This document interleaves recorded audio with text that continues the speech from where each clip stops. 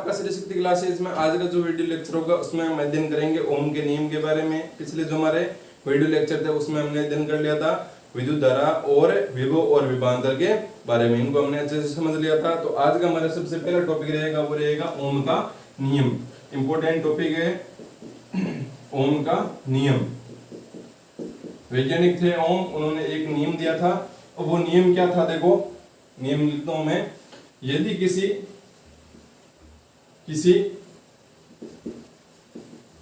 चालक तार जिसकी भौतिक अवस्थाएं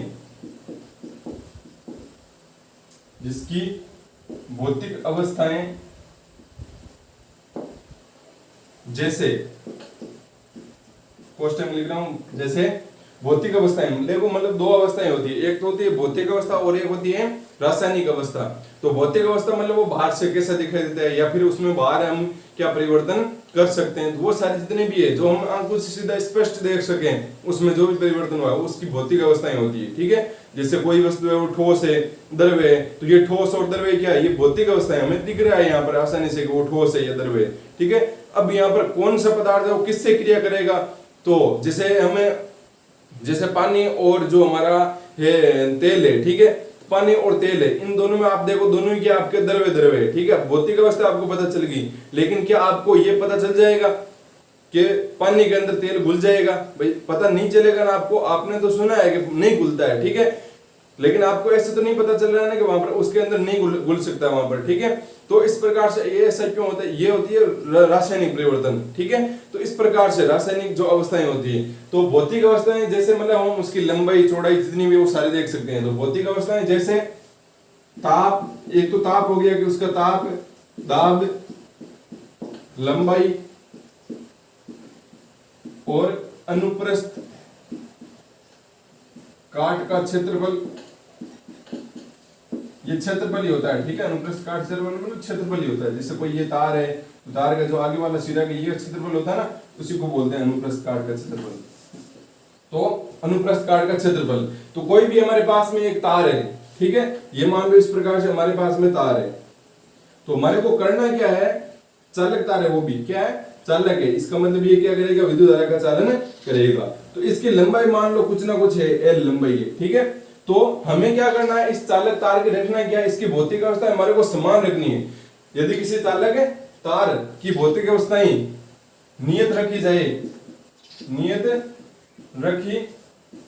जाए तो उस चालक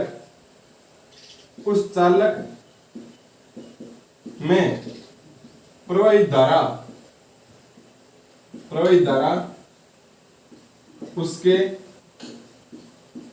सिरों के मध्य उत्पन्न विभवांतर के समानुपाती होती है। बहुत इंपॉर्टेंट नियम है, समझना है, रट्टा नहीं मारना है, समानुपाती होती है। अब देखो क्या है, इसको समझाता हूं मैं। कोई हमारे पास में चालक तार है, ठीक है, अब हमें बताया कोई भी चालक तार होगा वो क्या करेगा, विद्युत धारा का है वो चालन करेगा कि नहीं करेगा। क्यों करेगा विद्युत धारा का चालन, क्योंकि उसके अंदर क्या रहेंगे, मुक्त इलेक्ट्रॉन रहेंगे। ठीक है, तो ये जो चालक तार है वो विद्युत धारा का चालन करेगा। अब हमारे को बोला क्या गया है कि कोई हमारे पास में चालक तार है, उसकी भौतिक अवस्थाएं समान है, मतलब इसकी जो लंबाई है, इसका जो ये अनुप्रस्थ काट का क्षेत्रफल, ये वाला भाग क्षेत्रफल है, इसका ताप है और दाब है। क्योंकि आप ताप बढ़ाओगे तो इसका जो मतलब ये लंबाई है वो परिवर्तित हो जाएगी, दाब बढ़ाओगे, सीधी सी बात है, कोई तार है उस पर आप दाब बढ़ाओगे तो दाब बढ़ाने से उसके क्षेत्रफल में परिवर्तन होगा ना भाई, दाब बढ़ाओगे वस्तु पर तो उसके क्षेत्रफल में परिवर्तन होगा ही होगा ना।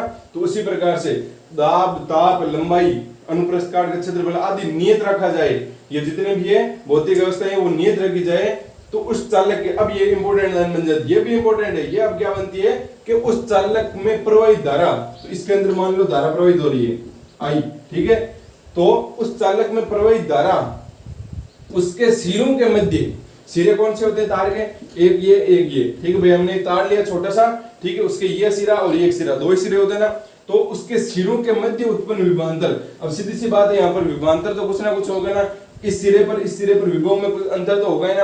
विभव क्या होता है? विभव होता है एकांक धनावेश को किसी बिंदु तक लाने में किया गया कार्य होता है, ठीक है। अब विभवांतर क्या होता है? किसी एक बिंदु से दूसरे बिंदु तक ले जाने में किया गया कार्य। किसको ले जाने में? आवेश को ले जाने में किया गया कार्य। क्योंकि हमें पता है अगर इसके अंदर धारा प्रवाहित होगी तो किसकी वजह से प्रवाहित होगी? जब यहाँ पर आवेश गति करेगा, ठीक है। और आवेश कब गति करेगा? जब हम कार्य करेंगे, और जब हम कार्य करेंगे इसका मतलब हम उसको क्या बोल सकते हैं? विभव बोल सकते हैं, ठीक है। तो ये जो आई आर जो मतलब सॉरी आई हो गया या फिर जो आपका क्यू हो गया या फिर विभव हो गया या डब्ल्यू हो गया, सारे एक दूसरे रिलेटेड है, ठीक है। मतलब आई कब चलेगा? जब क्यू चलेगा, ठीक है। और क्यू कब चलेगा? जब यहाँ पर हम कार्य करेंगे, और कार्य करेंगे इसका मतलब वहां पर हम क्या बोल सकते हैं? विभव बोल सकते हैं कार्य को। क्योंकि मैंने बताया था ना कि कार्य क्या आपका विभव है, एक बिंदु से दूसरे बिंदु तक आवेश को ले जाने में जो कार्य किया जाता है वही क्या होता है? आपका विभव होता है, ठीक है। इस प्रकार से विभवांतर हो गया यहाँ पर। तो अब हमारा जो चालक तार है, चालक तार में जो प्रवाहित धारा है वो क्या हो गया? आपके उस चालक तार के सिरों के मध्य उत्पन्न विभवांतर। यहाँ पर मान लो विभवांतर उत्पन्न हो गया कि समानुपाती होती है। क्या होती है? समानुपाती होती है, ठीक है। अब मान लो यहाँ पर मान लेते हैं एक बार के लिए 0 विभव था, और अब यहाँ पर क्या हो गया? 0 विभव। अब यहाँ पर 0 तो रहने से रहा भाई। अब तो हमने क्या कर दिया? आवेश को यहाँ से उठा के यहाँ पर रख दिया भाई। पहले मान लेते हैं इस बिंदु पर आवेश था आपका, ठीक है, ए बिंदु पर, और ये बी बिंदु है, ठीक है। ये ए क्षेत्रफल है, एरिया, ठीक है। तो ए बिंदु पर आवेश था, उस आवेश पर जो इसका विभव 0 था, इसका मतलब इस आवेश के पास में कोई भी किसी प्रकार की ऊर्जा नहीं थी। लेकिन जैसे हमने इसको क्या किया? उठाया, उठा के कहां पर लेकर गए? ए बिंदु तक लेकर गए, सॉरी बी बिंदु तक लेकर गए। तो यहाँ पर क्या होगा? कुछ ना कुछ कार्य होगा जिससे क्या उत्पन्न हो जाएगा? विभव उत्पन्न हो जाएगा। तो कैसे निकालोगे विभव? कैसे निकालोगे? क्या करोगे आप? VB माइनस का VA, यही करोगे। VA पर कितना विभव है? 0 है ना यहाँ पर। और VB क्या मान लेते हैं? VB और विभव क्या मान लेते हैं? V मान लेते हैं, ठीक है। तो इसका मतलब आप लिख सकते हो कि V होगा यहाँ पर, इन दोनों के मध्य विभव में जो अंतर है विभवांतर कितना होगा? V होगा। तो अब बोला क्या गया है कि नियत रखी जाए तो चालक के सिरों में प्रवाहित धारा उसके सिरों के मध्य उत्पन्न विभवांतर के समानुपाती होगी। सीधी बात है, जो विभवांतर होगा ये विभवांतर हो गया, ये समानुपाती होगा किसके? I के। इतनी सी बात आपको ध्यान में रखनी है, ठीक है। V समानुपाती हो गया I, यही ओम का नियम है। अब यहाँ पर जैसे समानुपाती चिन्ह हटता है, ये जो समानुपाती चिन्ह है वो हटता है ना, तब यहाँ पर कुछ न कुछ एक फिक्स राशि आती है। असल में होता क्या है? क्यों आती है राशि?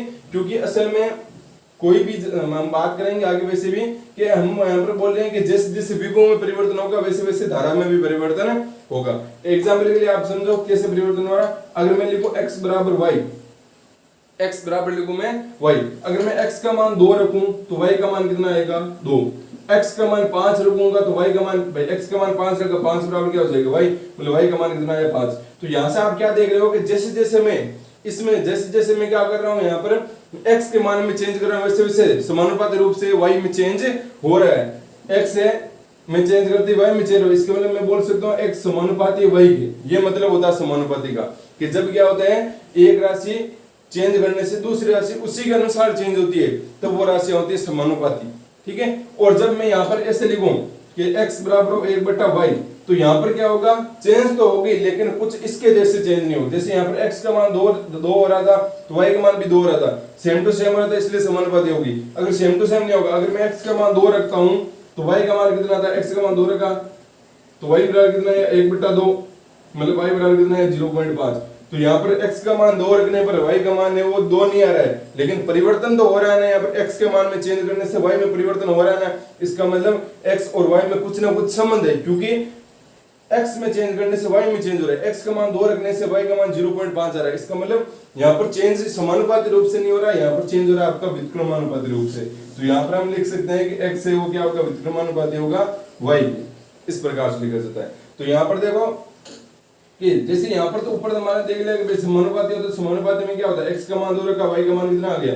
2 आ गया। लेकिन असल में क्या होता है? ऐसी कंडीशन संभव नहीं होती कि अगर आप एक राशि में चेंज करोगे, ये तो गणितीय राशियां हैं, भौतिक राशियों में ऐसा नहीं होता। भौतिक राशियों में कुछ ना कुछ कमी रह जाती है, ठीक है। क्यों?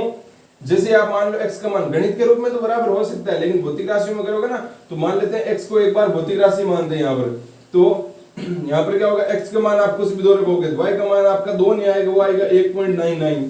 तो ये जो पॉइंट पॉइंट वन है, ये जो पॉइंट ये यहाँ पर कहां पर किया, ठीक है। तो ये जो पॉइंट वन है कि मतलब जो यहाँ पर आपके सही नहीं आया है, ये इसी वजह से यहाँ पर एक कुछ निश्चित राशि आ जाती है, वो 0.99 वो मतलब जो है वो आप पॉइंट जो वन है उसको आपको उसके साथ में ऐड करना पड़ेगा अगर बराबर करना है तो, ठीक है। तो इसीलिए यहाँ पर हम क्या करते हैं, जैसे कोई समानुपाती चिन्ह है वो हटता है तो यहाँ पर आता है एक नियतांक, नियतमान, नियतांक मतलब नियतमान, वो नियतांक क्या आएगा, वो आएगा आर, या फिर इसको लिख सकते हैं v बराबर आई आर। तो ये जो आपका आर है, ये जो आर है वो क्या होता है, यहाँ आर एक नियतांक है, नियतांक या स्थिरांक भी बोल सकते हैं, स्थिरमान या नियतमान, स्थिर या नियत एक ही है। यहाँ आर एक नियतांक है जिसे प्रतिरोध कहते हैं, जिसे क्या कहते हैं, प्रतिरोध कहते हैं। तो ये इंपॉर्टेंट बात आपको ध्यान में रखनी है। ओम का नियम समझ में आ गया, कोई भी चालक तार है, ये तार है, इस तार की भौतिक अवस्था में सबको समान रखनी है, तो इसमें प्रवाहित धारा, इसमें से जो धारा जा रही है वो समानुपाती होगी इसके सिरों के मध्य उत्पन्न विभवांतर के, ये ध्यान रखना है, ठीक है, उसके सिरों के मध्य उत्पन्न विभवांतर के, या फिर इसको ऐसे भी बोल सकते हो कि इसके सिरों के मध्य उत्पन्न विभवांतर, उसमें प्रवाहित धारा के क्या होता है, समानुपाती होता है। बात ये पहले बाद में लिखो या इसको पहले लिखो, कोई फर्क नहीं पड़ने वाला है दोनों एक दूसरे के क्या समानुपाती, और यहाँ पर लिखना है v समानुपाती i। अब यहाँ पर कुछ बच्चे गलती कर देते हैं, क्या कर देते हैं कि यहाँ पर लिख देते हैं i समानुपाती v, i समानुपाती v, तो ऐसा लिखोगे तो गलत होगा आपका, ठीक है। आपको लिखना है कैसे, v समानुपाती i, तब यहाँ पर i के साइड में आपका r आएगा, तब यहाँ पर v बराबर आएगा i r आएगा। इसके बारे में समझा दूंगा कि अगर आप ऐसा करोगे तो क्या होगा, ठीक है। तो पहले तो हम यहाँ पर ये देख लेते हैं, हमारा फॉर्मूला आ गया v बराबर i r, जहां पर r क्या एक नियतांक है जिसे प्रतिरोध कहते हैं, और ये प्रतिरोध क्या होता है उसको हम आगे अभी पढ़ेंगे। उससे पहले हम पढ़ लेते हैं कि प्रतिरोध की मात्रक क्या होंगे। तो देखो प्रतिरोध का मात्रक देखते हैं। सबसे पहले फॉर्मूला हमारे पास में आ चुका है, क्या आ गया, v बराबर आई आर, v बराबर आई आर, ठीक है। आई कैपिटल लिखो, स्मॉल लिखो, कोई फर्क नहीं पड़ने वाला है। अब यहाँ पर v बराबर आई आर आ गया, तो यहाँ से r बराबर क्या आ गया, r बराबर आ गया v बटा आई। अब आपको किसका मात्रक चाहिए, प्रतिरोध का, प्रतिरोध का मात्रक। तो प्रतिरोध का मात्रक कैसे निकालोगे, जिसका भी मात्रक निकालना होता है तो एक चीज ध्यान रखना, उसका फॉर्मूला पता होना चाहिए, ये फॉर्मूला पता है। अब यहाँ पर r का मात्रक निकालना है तो r को एक साइड में करो और फिर जो बाकी बच गए उनको एक साइड कर दो। अब यहाँ पर देखो v बटा i, तो v का मतलब विभव का मात्रक क्या होता है, हमने शुरुआत में ही पढ़ा था भाई, दो ही तो राशियां पढ़ी अभी तक हमने, विभव और धारा, धारा का मात्रक होता है एम्पियर, विभव का मात्रक होता है वोल्ट। नहीं समझ आ रहा तो पीछे वाले वीडियो जाके देखो वापस से। तो यहाँ पर क्या आ गया, विभव का मात्रक होता है वोल्ट बटा धारा का मात्रक होता है एम्पियर, और वोल्ट बटा एम्पियर, इसको इंग्लिश में भी लिख देते हैं वोल्ट बटा एम्पियर, वोल्ट बटा एम्पियर को बोलते हैं ओम। या इसको एक प्रदर्शित करने का और तरीका है, वो क्या है, इस प्रकार से, ठीक है। ये ओम का साइन है, क्या है, ओम का साइन है। वोल्ट बटा एम्पियर को क्या बोलते हैं, ओम बोलते हैं, और ओम को ऐसे भी प्रदर्शित करते हैं, ठीक है। ये आ गया आपका प्रतिरोध का मात्रक। तो आपको पूछ ले कि प्रतिरोध का मात्रक क्या होता है, प्रतिरोध का मात्रक वही प्रतिरोध को ओम ने खोजा था तो उसको प्रतिरोध का मात्रक क्या हो गया, ओम। चिन्ह याद रखना है कि चिन्ह ऐसे बनाया जाता है, ठीक है। अब बात करते हैं कि एक ओम की क्या परिभाषा होगी। अब ये देखो, जैसे हमने एक वोल्ट की परिभाषा पढ़ी, एक एम्पियर की परिभाषा पढ़ी, एक वोल्ट विभवांतर की परिभाषा पढ़ी, वैसे एक ओम की क्या परिभाषा होगी। आप समझा करो कि एक ओम की परिभाषा हम कैसे निकाल रहे हैं, ठीक है। तो देखो एक ओम कब आएगा, मतलब आपका मान कितना आएगा, R बराबर जब क्या आएगा, 1 ओम, तभी तो प्रतिरोध 1 ओम होगा ना। तो 1 ओम कब आएगा, तो आप फॉर्मूले में देखो v बराबर क्या होता है आई आर। तो यहाँ पर 1 ओम कब आएगा, जब v का मान कितना हो, 1 वोल्ट, और I का मान कितना हो, नीचे भेज दो, कितना हो, 1 एम्पियर। तब यहाँ पर जो R का मान है वो कितना आएगा, वोल्ट बटा एम्पियर क्या हो जाएगा, आपका ओम हो जाएगा। तो यहाँ पर आ जाएगा 1 ओम आ जाएगा ना। इसका मतलब अगर प्रतिरोध का मान 1 ओम करना है तो वोल्टेज कितना होना चाहिए, 1 होना चाहिए, और जो धारा है वो भी कितनी होनी चाहिए, 1 होनी चाहिए। अब ये तो हमने ऐसे लिख लिया, अब इसकी परिभाषा कैसे लिखेंगे, 1 ओम की परिभाषा कैसे लिखेंगे, वो भी तो इंपॉर्टेंट बात है ना यहाँ पर। तो यहाँ पर लिखते हैं 1 ओम की परिभाषा।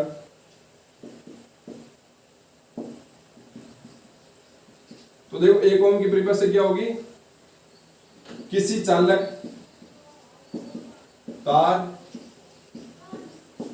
तार के सिरों के मध्य अब यहाँ पर जब परिभाषा लिखते हो ना तब आपको वो लिखने पड़ती है कि भाई 1 वोल्ट और 1 एम्पीयर आपका आना चाहिए। तो आप क्या लिखोगे, किसी चालक तार के सिरों के मध्य उत्पन्न विभवांतर यदि 1 वोल्ट हो तथा उसमें प्रवाहित धारा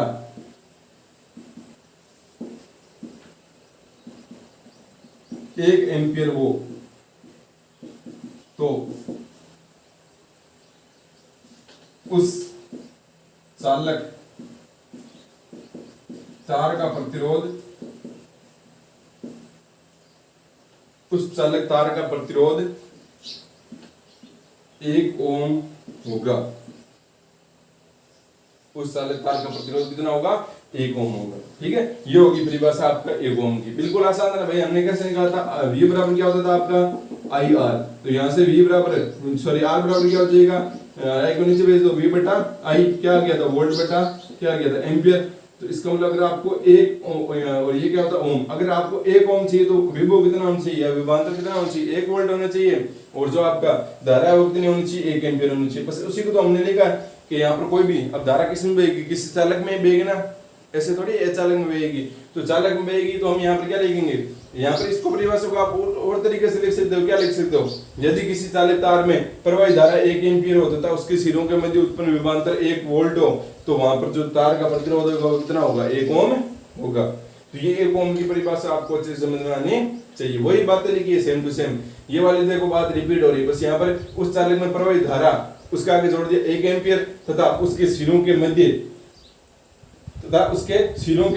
उत्पन्न विभवांतर 1 वोल्ट हो। तो यहाँ पर 1 एम्पीयर जोड़ा, यहाँ पर 1 वोल्ट जोड़ा और ये इतनी लाइन लिख दी तो हमारे क्या होगी, 1 ओम की परिभाषा होगी ना। और अगर ये 1 वोल्ट 1 एम्पीयर नहीं जोड़ेंगे, ठीक है, और ये जो हटा देंगे तो हमारा ये ओम का नियम हो जाएगा। बस ये लाइन जोड़नी है आपको कि भौतिक अवस्था में उसकी क्या रहनी चाहिए, नियत स्थिर रहनी चाहिए। और ये पता होना चाहिए कौन कौन सी, ताप दाब लंबाई क्षेत्रफल आदि।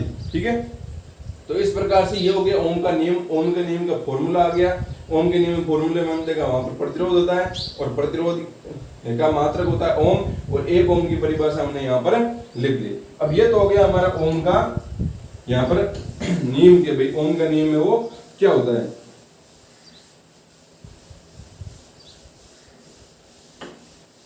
अब यहाँ पर हम सबसे पहले पढ़ेंगे ओम के नियम का सत्यापन, प्रायोगिक सत्यापन।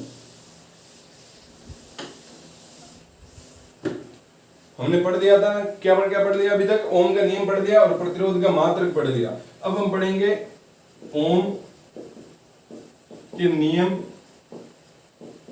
का प्रायोगिक मतलब प्रैक्टिकल, प्रायोगिक सत्यापन।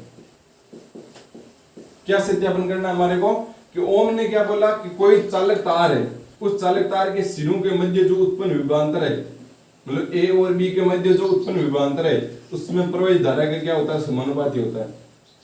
और मैंने बताया समानुपाती का मतलब क्या हुआ, समानुपाती का मतलब अगर आप एक में परिवर्तन करोगे तो दूसरे में उसी के अनुसार परिवर्तन होगा। ठीक है, एक में परिवर्तन करोगे तो दूसरे में उसी के अनुसार परिवर्तन होगा। अगर v को आप बढ़ाओगे, इस साइड वाले को बढ़ाओगे तो i भी बढ़ेगा, v को घटाओगे तो i भी घटेगा। ये समानुपाती का नियम है। ठीक है, जब भी दो राशि समानुपाती है, v समानुपाती है, इसका मतलब अगर v को बढ़ाओगे तो i भी बढ़ेगा, v को घटाओगे तो i भी घटेगा। लेकिन अगर व्युत्क्रमानुपाती है इस प्रकार से यहाँ पर, इसका मतलब अगर आप v को बढ़ाओगे तो i घटेगा और v को कम करोगे तो i बढ़ेगा। व्युत्क्रमानुपाती में ये होता है। जैसे मैंने एग्जांपल भी बताया था कि x बराबर आपका y है और एक है x बराबर आपका 1/y, तो आपको चेक करना है इनमें कौन समानुपाती कौन व्युत्क्रमानुपाती। तो क्या ये बात सीधे नहीं हो रही, तो x का मान जब आप 2 रखोगे तो यहाँ पर y का मान भी कितना आएगा आपका 2 आएगा ना, x का मान 2 रख दिया। इसका मतलब y x को बढ़ा रहे हो तो y भी बढ़ रहा है। ठीक है, x को बढ़ा रहे हो तो y भी बढ़ रहा है। और अगर x को कम करोगे, x का मान 1 कर दोगे तो भी y का मान कितना जाएगा, 1 आ जाएगा। लेकिन यहाँ पर करो, अगर आप x को बढ़ाओगे, मान लो आपने पहले 2 रखा तो y का मान कितना आया, y का मान आया 0.5 और x का मान अब बढ़ाते हो, मतलब x का मान 3 करते हो तो क्या y का मान बढ़ रहा है। x का मान जब 3 करोगे तो y बराबर कितना आएगा, y बराबर 1/3 और 1/3 क्या होगा 0.5 से तो छोटा होगा। इसका मतलब अगर आप x को बढ़ा रहे हो तो y छोटा रहा, इसका मतलब एक दूसरे के व्युत्क्रमानुपाती है। ये बात आपको कुछ जो नॉर्मल बातें वो आपको ध्यान में रखनी है। ठीक है, अब यहाँ पर के ओम के नियम का प्रायोगिक सत्यापन कहने का मतलब हमारे को एक ऐसा प्रैक्टिकल करना है जिसमें क्या हो जिसमें हमारा विभव है वो क्या है, विभव बढ़े तो धारा भी बढ़नी चाहिए, ऐसा प्रैक्टिकल करना है। तो अब ये समझने से पहले हमारे को कुछ उपकरणों के बारे में पता होना चाहिए कि उन उपकरणों के चिन्ह क्या होते हैं, क्योंकि हमारे को एक परिपथ बनाना है, प्रायोगिक मतलब प्रैक्टिकल करना। प्रैक्टिकल करने के लिए मतलब हमारे को रियल में तार लेने पड़ेंगे, विभव मापने वाला यंत्र लेना पड़ेगा। विभव किसके द्वारा मापा जाता है, वोल्ट मीटर के द्वारा मापा जाता है। धारा किससे मापी जाती है, धारा मापी जाती है एम्पियर से। किससे मापी जाती है, मतलब एमीटर से, सॉरी, तो एमीटर से मापी जाती है। तो हमारे को यहाँ पर एमीटर लेना पड़ेगा, वोल्ट मीटर लेना पड़ेगा, और साथ में अगर हमारे को धारा प्रवाहित करनी है तो उसमें क्या लेनी पड़ेगी, बैटरी भी लेनी पड़ेगी। ठीक है, तो उसी प्रकार से हमारे कुछ राशियां हैं उनके बारे में पता, कुछ उपकरण है उसके बारे में पता होना चाहिए कि उपकरण कौन से काम आएंगे, उनका प्रतीक हम कैसे प्रदर्शित करेंगे। तो सबसे पहले हमारा है बैटरी। तो बैटरी का जो प्रतीक होता है भौतिक के अंदर, बैटरी का जो ये उपकरण है, तो बैटरी का जो प्रतीक होता है, बैटरी का प्रतीक कुछ इस प्रकार से होता है, एक है छोटी लाइन और एक है बड़ी लाइन। यहाँ पर बीच में कुछ नहीं रहेगा। जो आपकी बड़ी लाइन होगी वो प्रदर्शित करेगी बैटरी के धन टर्मिनल को, और जो छोटी लाइन होगी वो प्रदर्शित करेगी बैटरी के ऋण टर्मिनल को। ये बात आपको ध्यान में रखनी। भाई बैटरी है, बैटरी आपने देखी होगी ना गाड़ियों के अंदर, देखी जो आपके इन्वर्टर होता है तो उसमें आप देखना वहां पर दो टर्मिनल लगे होते हैं, एक पर प्लस लिखा होता है, एक पर माइनस लिखा होता है। तो यहाँ पर हम उसको कैसे प्रदर्शित करेंगे, जो आपका बड़ी लाइन होगी यहाँ पर वो मतलब धन टर्मिनल होगा, जो छोटी लाइन होगी वो क्या होगा, आपका ऋण टर्मिनल होगा। अब इसी प्रकार से आगे देखते हैं वोल्ट मीटर के बारे में। तो वोल्ट मीटर ये उपकरण है और इसका प्रतीक कैसे प्रयोग करेंगे, तो उसका प्रतीक कुछ इस प्रकार से होगा। ये गोला बनाएंगे, वी लिखेंगे और ये इस प्रकार से दो तार जोड़ देंगे इससे। ठीक है, इसका ये प्लस मान लो, ये माइनस मान लो। अब वो जो भी है मतलब बैटरी के प्लस से जुड़ेगा तो अपना हो जाएगा। फिर बात करते हैं एमीटर की। तो एमीटर को प्रदर्शित करेंगे, बस उसमें ए लिख देंगे यहाँ पर, और ये एमीटर का प्रतीक हो गया। ठीक है, अब अगला बात करते हैं वो है आपकी कुंजी या स्विच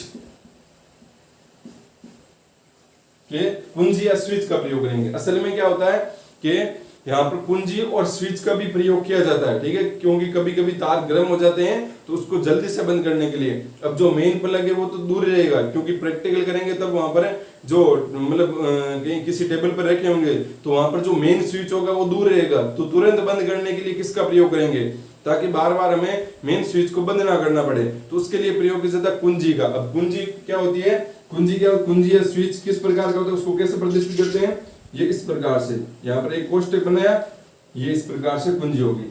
अगर यहाँ पर बीच में डॉट लगाओ, इसका मतलब इसमें से धारा जा रही है, इस प्रकार से धारा जा रही है। अगर बीच में डॉट लगाओ इसका मतलब क्या हो रही है, धारा जा रही है। अगर डॉट नहीं लगा है इसका मतलब धारा नहीं जा रही है, इसका मतलब धारा है वो नहीं जा रही। तो ये बात आपको ध्यान में रखनी है। अगर ये भी इंपॉर्टेंट है, डॉट लगा दिया इसका मतलब धारा इसमें चल रही है, और डॉट नहीं लगे इसका मतलब धारा नहीं चल रही। कहने का मतलब क्या है, ये क्या होता है इस प्रकार से मतलब एक तार, दो तार ले लिया आपने। ठीक है, उन दो तारों में क्या कर दिया आपने, ऐसे मानो ये दो तार है। ठीक है, इन दो तारों के मध्य अगर आप क्या कर दोगे, एक ऐसा उपकरण लो, जैसे उपकरण छोड़ो, यहाँ पर आप लो कोई तांबे का, ठीक है, मोटा तार। तो उस तांबे को, मोटे तार को अगर आप इसके अंदर डाल दोगे तब ये तांबे का तार इससे भी टच होगा, इससे भी टच होगा। ठीक है, देख पा रहे हैं ना, इससे भी टच होगा, इससे भी टच होगा, इसके अंदर यहाँ पर डाल देने से। तो इससे क्या होगा, धारा प्रवाहित होने लग जाएगी। लेकिन जैसे ही आप तांबे के तार को हटा दोगे तो इन दोनों में क्या रहेगा, गैप आ जाएगा, मतलब धारा प्रवाहित नहीं होगी। इसका मतलब अगर अंदर डालोगे तब धारा प्रवाहित हो रही है, इसका मतलब डॉट लगाने से धारा प्रवाहित हो रही है, और डॉट को हटा दोगे धारा प्रवाहित नहीं होगी। तो इस प्रकार से आपको इसको समझना है। ये होगी कुंजी या स्विच। डॉट लगाओगे धारा चलेगी, नहीं तो नहीं चलेगी। और ये जो है ये इसका मतलब बंद, इसको बोलते हैं बंद परिपथ। बंद परिपथ का मतलब ये नहीं है कि बंद हो गया, बंद परिपथ का मतलब आपकी कुंजी लगी हुई है। तो उसके बारे में तो आगे बात है वो कर लेंगे। अब बात करते हैं धारा नियंत्रक की। धारा नियंत्रक की, ठीक है, धारा नियंत्रक कुछ इस प्रकार से होता है।